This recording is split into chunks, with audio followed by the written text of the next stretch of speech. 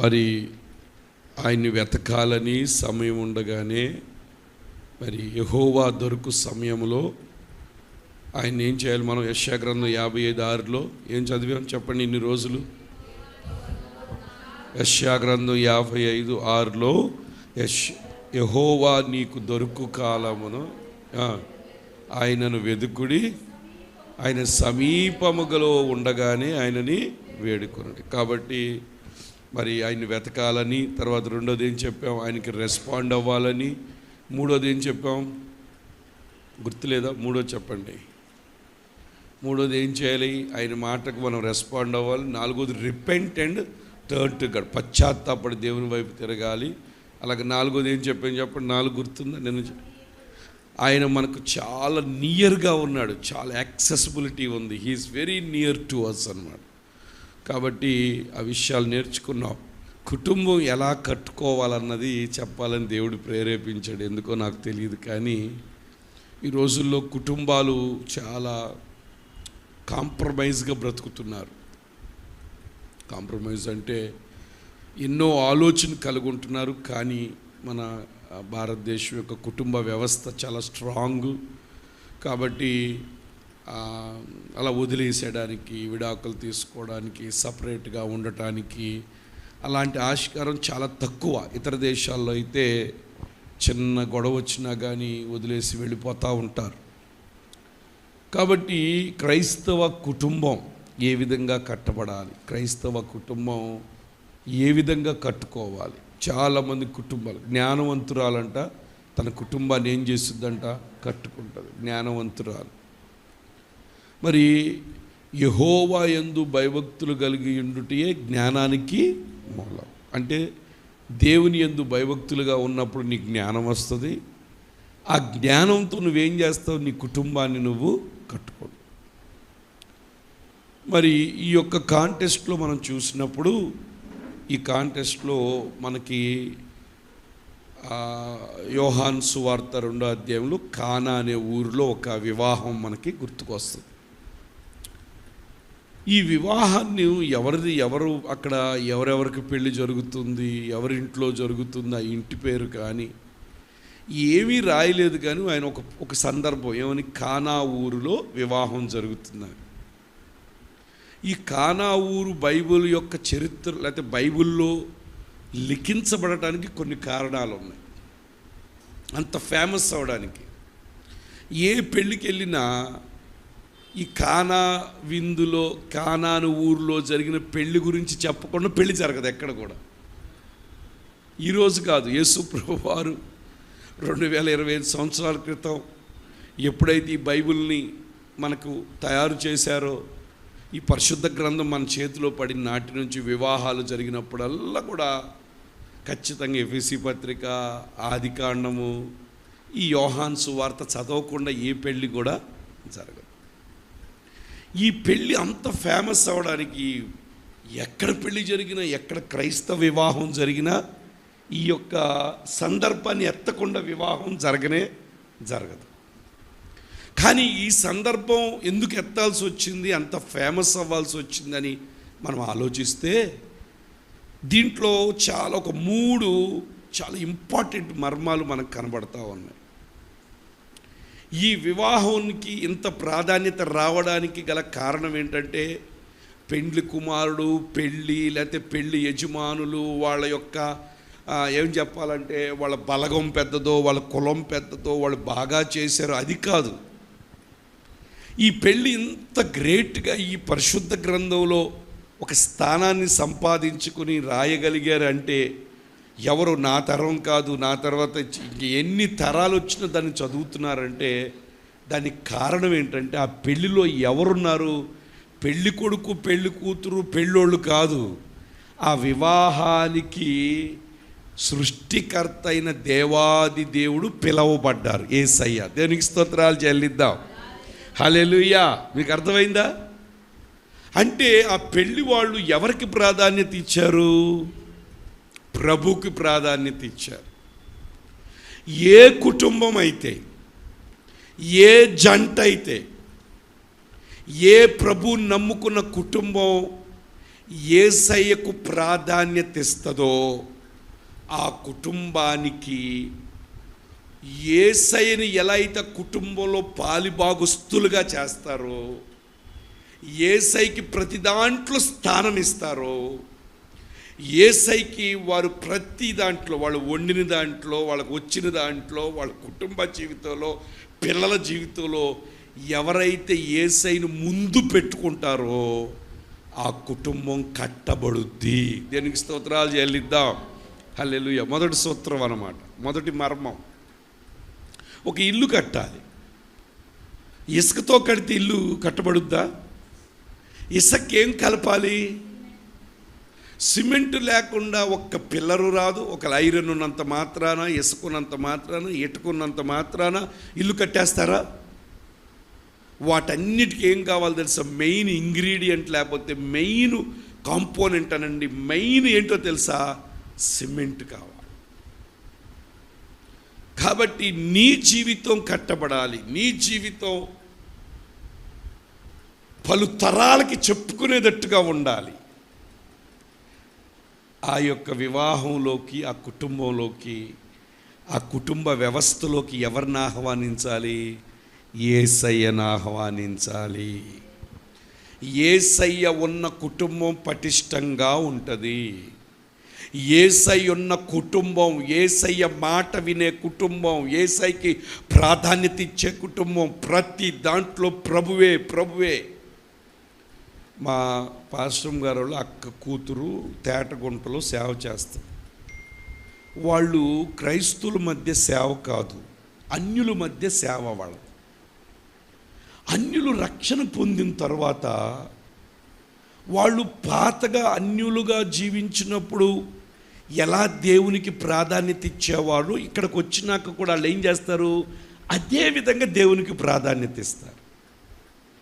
అక్కడ మాకు సాక్ష్యం ఏంటంటే, ఆ కుటుంబంలో ఏది వండినా, ఏది వంట చేసినా ఫస్ట్ క్యారేజీ ప్రభుకి ఇవ్వాలి. కాబట్టి మేము అన్యులుగా ఉన్నప్పుడు దేవునికి నైవేద్యం పెట్టేవాళ్ళం.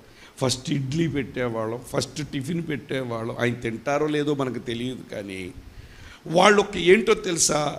ఈరోజు ఈ ఆహారం మేము తింటున్నామంటే ఇది దేవుడిచ్చిన బహుమానమని ప్రతిదీ కూడా ఏం తెలుసా? తీసుకొచ్చి దైవ సేవకులకి ఏం చేస్తున్నారు అంటే, నాకు ఇమ్మని మీకు చెప్పట్లా, వాళ్ళు ఇచ్చే ప్రాధాన్యత. పొలంలో పంట పండగానే మొదటిగా ఎవరికి ప్రాధాన్యత? ఫస్ట్ బస్తా దేవునికి ప్రాధాన్యత. జీతం రాగానే ఫస్ట్ ఫ్రూట్ ఎవరికో తెలుసా?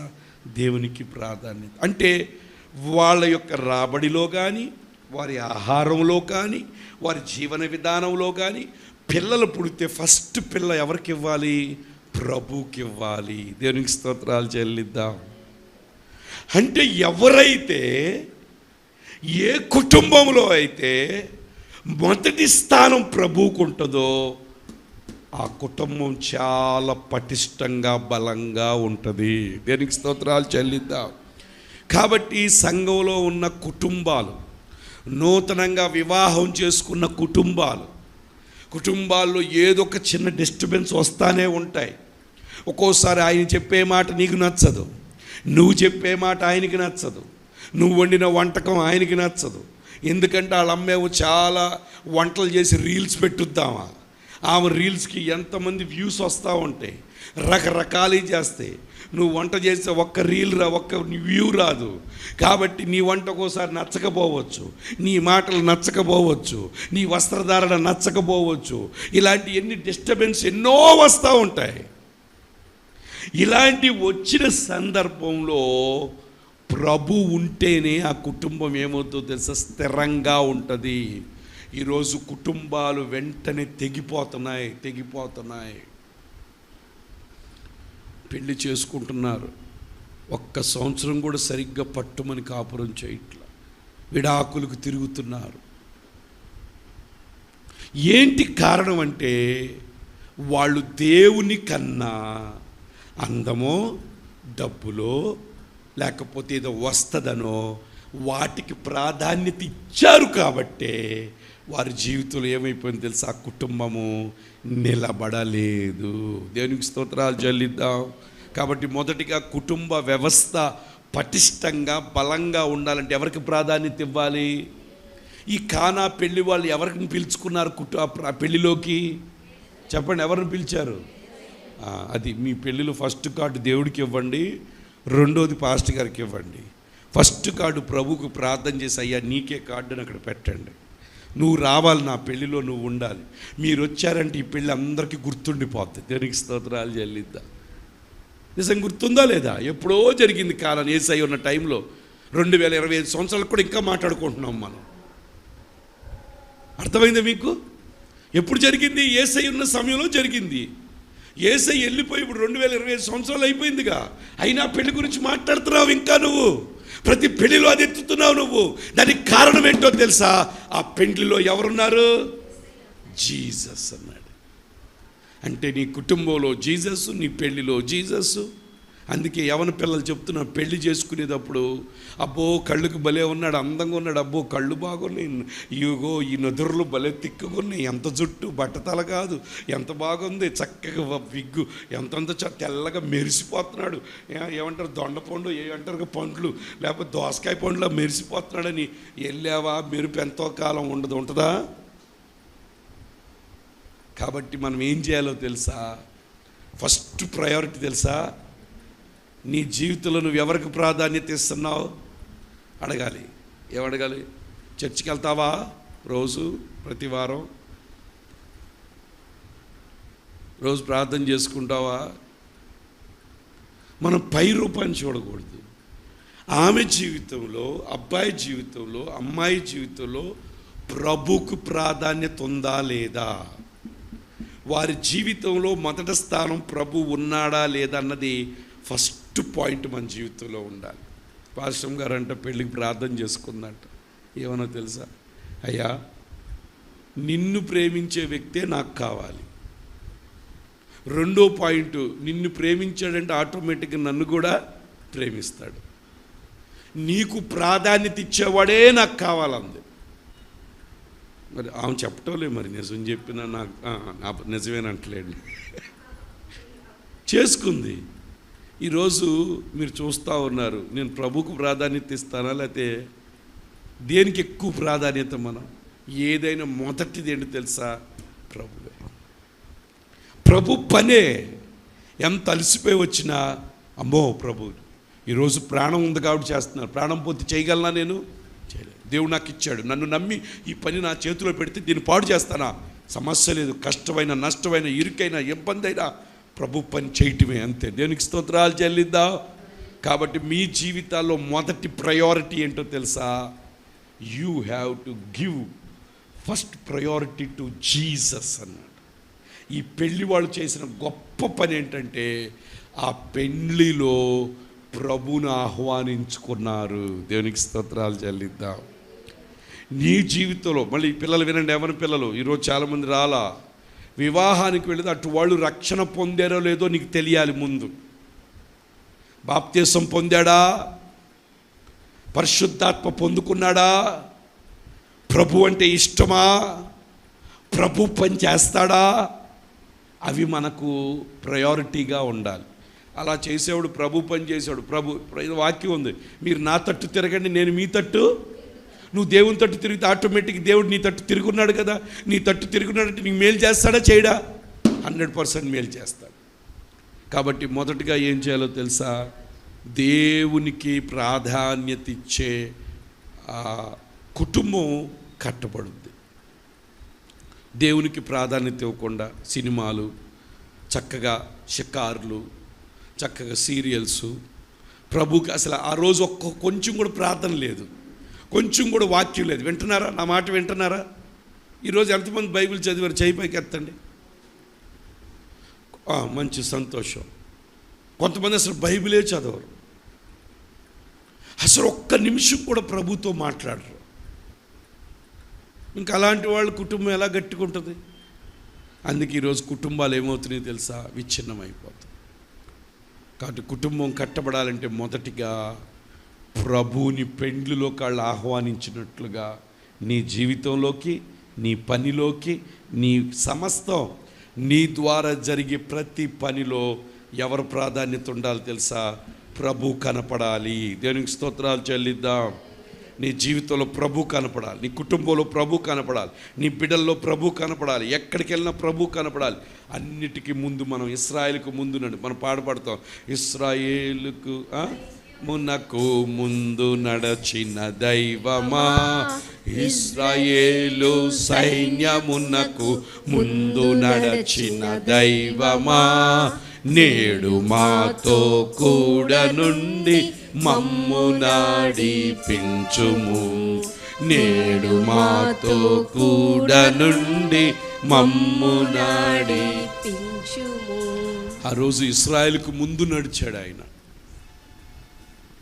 కాబట్టి దేవుని మీద కట్టుకోవాలి. మీరు ఎవరి మీద కట్టుకోవాలి చెప్పండి? ఎవరి మీద కట్టుకోవాలి? యేసయ్య, యేసు. అందుకనే మత్తయి రాసిన సువార్త 7:24 ఏముందో తెలుసా? కాబట్టి యేసయ్య చెప్తున్నాడు, కాబట్టి ఈ నా మాటలు విని వాటి చొప్పున చేయు ప్రతివాడు. మాటలు వినాలి. రెండోది ఏం చేయాలి? విన్నదాని ప్రకారంగా చేయాలి. వింటున్నారు, చేయట్లా చాలామంది. తెల్లవారుజామున రెండమ్మ అంటే ముసుగు పెట్టి గుర్రు పెట్టి నిద్రపోతున్నారు పాపం. మమ్మీలు వస్తున్నారు కానీ పిల్లలు మాత్రం ఎక్కడున్నారు? మంచాల మీద డొల్లుతున్నారు పాపం. మమ్మీలు ఎంతకాలం వస్తారు? మరి మీరు మమ్మీ అవుతారు, అప్పుడు మీరు కూడా రావాలిగా. ప్రభు సన్నిధి, ఈ నా మాటలు చొప్పున, ఈ నా మాటలు విని, అందరు చెప్పండి, విని వాటి చొప్పున చేయు ప్రతివాడు. వినాలి, విన్నదాని ప్రకారంగా నువ్వు చెయ్యాలి. బండ మీద తన ఇల్లు కట్టుకొనిన బుద్ధిమంతుడు పోలియుండు. ఎవరు బుద్ధిమంతులు అంటే యేసయ్య మాట వినేవాళ్ళు బుద్ధిమంతులు, యేసయ్య మాట చెప్పిన ప్రకారం చేసేవాళ్ళు బుద్ధిమంతులు, యేసయ్య మాట వినని వాళ్ళు బుద్ధిహీనులు. యేసయ్య ఏది చెప్తే ఆ మాట నువ్వు వినాలి. దేవునికి స్తోత్రాలు చెల్లిద్దాం. ఈ నా మాటల చొప్పు, ఈ నా మాటలు విని వాటి చొప్పున చేయు ప్రతివాడును బండ మీద తన ఇల్లు కట్టుకొనిన బుద్ధిమంతుని పోలి ఉండెను. వాన కురిసెను, వరద వచ్చెను, గాలి విసిరెను, ఆ ఇంటి మీద కొట్టెను. కానీ ఏ ఇంటి మీద? వినండి అబ్బా, చాలా మంచి మాట చెప్తున్నా. ఏ ఇంటి మీదకి వాన వస్తుంది? ఏ ఇంటి మీదకి దెబ్బలు వస్తాయి? ఏ ఇంటి మీదకి? దేవుని మాట విని దాని ప్రకారంగా చేసేవాడి ఇంటి మీదకే వాన వస్తుంది, గాలి వస్తుంది, తుఫాన్ వస్తుంది, ఇలాంటివన్నీ వస్తాయి. కానీ దాని పునాది ఎక్కడుంది? ఎవరి మాట మీద ఉంది పునాది? యేసయ్య మాట మీద ఉంది. కాబట్టి ఏ గాలి కానీ, ఏ తుఫాను కానీ, ఏ వరద కానీ ఏమి చెయ్యలేకపోయింది. అది ఏమి చేయలేక బండ మీద వేయబడుకొని కనుక అది పడలేదు. దేవునికి స్తోత్రాలు చెల్లిద్దాం. హల్లెలూయా. నీ కుటుంబం పడకుండా ఉండాలి, నీ కుటుంబం క్షేమంగా ఉండాలి, నీ కుటుంబం ఆరోగ్యంగా ఉండాలి. ఎన్ని శోధనలు వచ్చినా, ఎన్ని ఇబ్బందులు వచ్చినా, ఎన్ని శ్రమలు వచ్చినా, ఎన్ని గాఢాంధకార పరిస్థితుల్లో నువ్వు నడిచినా నువ్వు నిలబడి ఉండాలి అంటే ఎవరి మాట మీద నువ్వు కట్టుకోవాలి? యేసయ్య మాట వినాలి. దాని ప్రకారంగా నువ్వు చేస్తే ఆ ఇల్లు కూలిపోదు. ఆ ఇల్లు ఎలా ఉంటుందో తెలుసా? స్ట్రాంగ్గా ఉంటుంది. అందుకే యేసయ్య మాటకు ప్రాధాన్యత ఇవ్వాలి. యేసయ్య వింటమే కాదు, విన్నదాన్ని మనం చెయ్యాలి. విన్నదాన్ని మనం ఏం చేయాలి? చెయ్యాలి. విని వదిలేయటం కాదు. అందుకే విత్తనాల గురించి ఉపమానం ఉంది. ఒకడేమో వింటాడు, మనోడు అవి త్రో పక్కన పడ్డే సైతాన్ గడు వచ్చి ఎత్తుకుపోతాడు, చేసే ఆలోచన లేదు. ఒకళ్ళు వింటారు కానీ శ్రమలో శోధనలు రాగానే పారిపోతారు. ఒకళ్ళు వింటారు కానీ డబ్బు వ్యామోహము, ఐహిక విచారములు, అమ్మో ఈ పని చేస్తే ఏమంటారో, మా వాళ్ళు ఏమంటారో, లోకం ఏమంటుందో, నా ఫ్రెండ్స్ ఏమంటారో అని వాళ్ళంటారు వీళ్ళంటారని యేసయ్య మాట చేయకుండా పారిపోతారు. ఒకళ్ళంట వింటారు, గ్రహిస్తారు, చేస్తారు. వాళ్ళు ఎలా తెలుసా? 30దంతలుగా, 60దంతలుగా, 100 ఫలిస్తారు. దేనికి స్తోత్రాలు చెల్లిద్దాం. కాబట్టి క్రైస్తవ కుటుంబం కట్టబడాలి అంటే మొదటిగా ఎవరికి ప్రాధాన్యత ఇవ్వాలి? ఎవరికి ప్రాధాన్యత? ఉదయం లెగ్గాన్ని ఇంట్లో ప్రార్థన ఉండాలా, ప్రార్థన ఖచ్చితంగా ఉండాలా. పొద్దున్నే పనులకు పరిగెత్తద్దు. అందుకే ఉదయకాలం ప్రార్థన పెట్టారు. రోజు నాకైతే సంవత్సరం అంతా చేస్తే ఎంత బాగుంది, అట్లా కంటిన్యూ చేస్తే ఎంత బాగుండు అనిపిస్తుంది. రోజు ప్రభు పాదాలు పట్టుకుంటే మన కుటుంబాలు ఎంత స్ట్రాంగ్గా ఉంటాయి. దేనికి స్తోత్రాలు చెల్లిద్దాం. హల్లెలూయా. ఆ ఉదయకాలం యేసయ్యని ఇంటికి ఆహ్వానించేస్తున్నాను అనుకోండి, ఎట్లా ఉంటుంది? యేసయ్య ఉంటే ఎలా ఉంటుంది పరిస్థితి? చాలా బాగుంటుంది. దేనికి స్తోత్రాలు చాలు. క్రైస్తవ కుటుంబాలు కట్టబడాలి అంటే యేసయ్యను ఆహ్వానించాలి. దేనికి? యేసయ్య మాటకు ప్రాధాన్యత ఇవ్వాలి, యేసయ్యకు ప్రాధాన్యత ఇవ్వాలి. రెండోదిగా ఈ వివాహంలో రెండో జరిగిన సందర్భం ఏంటంటే, ఆ పెళ్ళికి వాళ్ళ తల్లి కూడా వచ్చింది. ఈ పెళ్ళిలో ఒకటి జరిగింది. మరి ఆ రోజు సెలవో, ఆ రోజు జనాలు ఎక్కువైపోయారో, మరి ఒకరిని పిలిస్తే 20 మంది వచ్చారో ఏమో నాకు తెలియదు. కానీ మొత్తానికి పాపం వాళ్ళు దాచుకున్నది వండింది కాస్త మొత్తం లాగిచ్చేశారు. బాగా రుచిగా ఉందేమో, ద్రాక్షారసం తాగినోడు తాగి మొత్తం తాగేశారు. ఇంకా ఇంకొక 200 మంది తాగాలి. ఇప్పుడు అప్పటికప్పుడు చేయడానికి లేదు. బయటికి వెళ్ళి అప్పులు తీసుకురావడానికి బాగోదు. ఏమండి మా పెళ్ళండి, ద్రాక్షారసం అయిపోయింది, ఒక బ్యారెల్ ఇస్తారా అని అడిగితే ఏమైనా బాగుంటుందా? బాగు. చాలా బాధపడుతుంది. ఈ లోపల వాళ్ళ తల్లికి తెలిసింది. ఆ తల్లి వచ్చి గబగబా ఏమందో తెలుసా? యేసయ్య శిష్యుల్ని ఆ వివాహం పిలువబడ్డారు. 4వ వచనం, యేసు ఆమెతో, అమ్మా నాతో నీకేమి పని, నా సమయం ఇంకా రాలేదు. అంటే ప్రతి కుటుంబానికి, ప్రతి క్రైస్తవుడికి ఒక సమయం ఉంది. వీ హ్యావ్ వన్ సీజన్ ఉంది. మనకు ఒక కాలం ఉంది. తన కాలమందు ఫలమిచ్చు చెట్టు వలె, తన కాలమందు అతడు చేయునదంతయు సఫలమగును. కాబట్టి యేసయ్య సమయం కొరకు ఎదురు చూడాలి.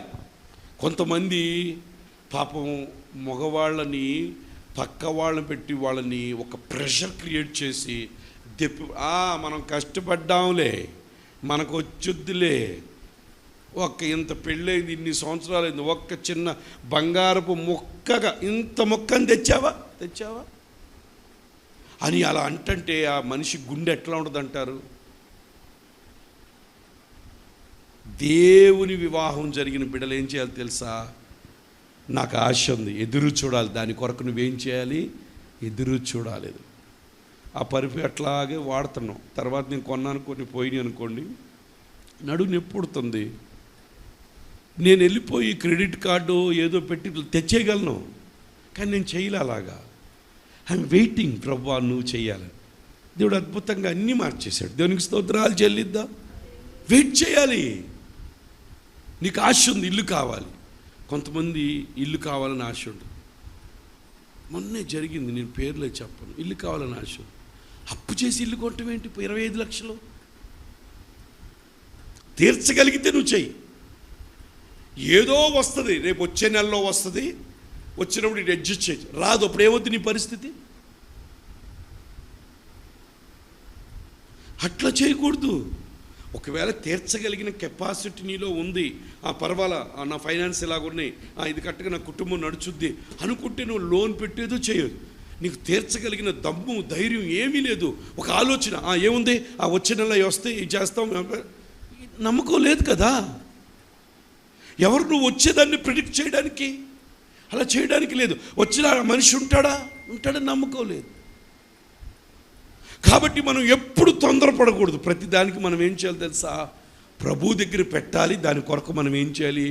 ఎదురు చూడాలి. దేవునికి స్తోత్రాలు చెల్లి. ఇప్పుడు వివాహాలు చేస్తున్నాను అనుకో, సంబంధాలు చాలా వస్తాయి. ఎన్నో పిల్లలు, ఉద్యోగం ఉంది, ఇల్లు ఉంది, చక్కగా పిల్లలు బాగున్నారు చూడటానికి ఎగబడతారు. కానీ ఆ పిల్లలు చూసినప్పుడు ఆ పాప కూడా చాలా మంచిగా ఉండొచ్చు, కానీ అది దేవుని చిత్తంలో ఉందా? అది కావాలి మనకు ముందు. అయ్యా నా బిడ్డ గర్భంలో పడకముందే ఈ బిడ్డ కొరకు నువ్వు ఎక్కడో ఏర్పాటు చేశావు. ఇస్సాక్కి భార్యను వెతకడానికి ఎలియాజర్ వెళ్ళాడు. దేవుడు ఎగ్జాక్ట్గా వాళ్ళ కుటుంబంలోంచి పిల్లని తీసుకొచ్చాడు, తీసుకురాలేదా? ఖచ్చితంగా తెచ్చాడు.